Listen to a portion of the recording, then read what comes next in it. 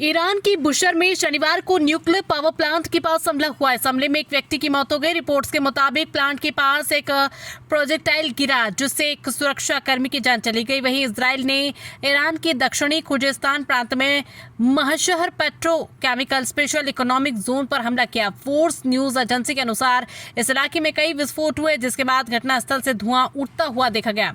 Israel के सुरक्षा सूत्रों ने भी पुष्टि की है कि ये हमले उसकी वायुसेना ने किए हैं। इस हमले में 3 कंपनियों को निशाना बनाया गया। रिपोर्ट के अनुसार हमलों में 5 लोग घायल हुए।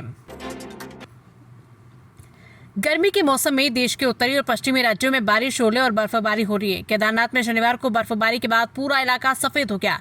रोहतांग दर्रे के पास भारी हिमपात की वजह से अटल सुरंग बंद कर दी गई। इधर लाहौल स्पीति के ऊंचे पहाड़ों पर बर्फबारी जारी है। हिमाचल की राजधानी शिमला में भी शनिवार को तेज तूफान के साथ हल्की बारिश हुई।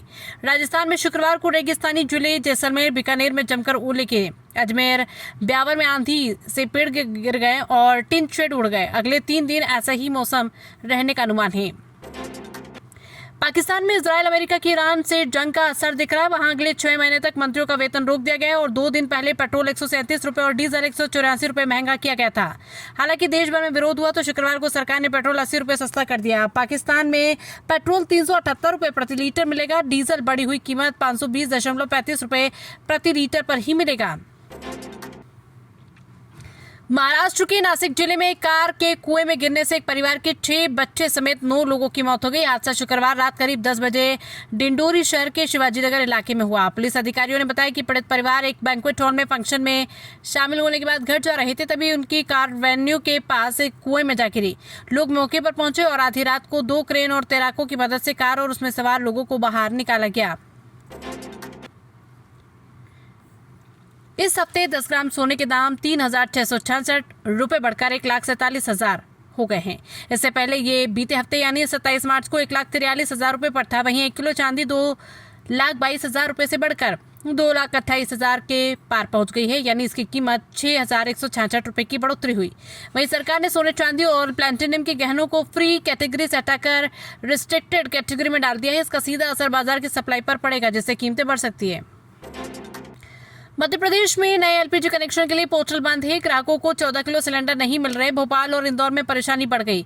रात के लिए खादी विभाग अब 5 किलो के नए कनेक्शन देगा। अब ऑयल कंपनियां कस्टमर को एसएमएस भेजेगी जिसमें बुकिंग कंफर्म और डिलीवरी की तारीख होगी। एसएमएस में लिखा हो रहेगा कि गैस एजेंसी पर न जाएं, सिलेंडर उनके घर पहुंचा दिया जाएगा। इससे पैनिक स्थिति नहीं रहेगी।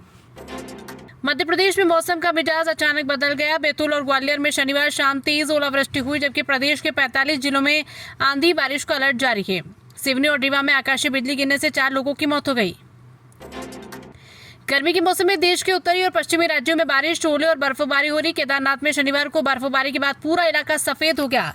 रोहतांग दर्रे के पास भारी हिमपात की वजह से अटल सुरंग बंद कर दी गई। इधर लाहौल स्पीति के ऊंचे पहाड़ों पर बर्फबारी जारी है। हिमाचल की राजधानी शिमला में भी शनिवार को तेज तूफान के साथ हल्की बारिश हुई। 20 मिनट में 2 करोड़ के जेवरात लूट की आंखों देखी। दुकान मालिक बोले, पिस्तौल दिखाकर लॉकर की चाबी छीनी, भागते समय हमें बाहर से बंद कर दिया। 20 मिनट में 4 बदमाश 2 करोड़ से जेवरात और 25 लाख रुपए कैश लूटकर भाग निकले। गन पॉइंट पर मुझसे लॉकर की चाबी छीन ली। इतने बड़े मार्केट में कभी एक सिपाही तक खड़ा नहीं रहता। पंजाब में मौसम ने करवट ली। सुबह पठानकोट में तेज बारिश हुई जिससे तापमान में गिरावट आई। इसके बाद दोपहर को अमृतसर और मोगा में बारिश के साथ ओले गिरे जिससे सड़कों पर सफेद चादर सी बिछ गई। कई जगहों पर पानी भर गया।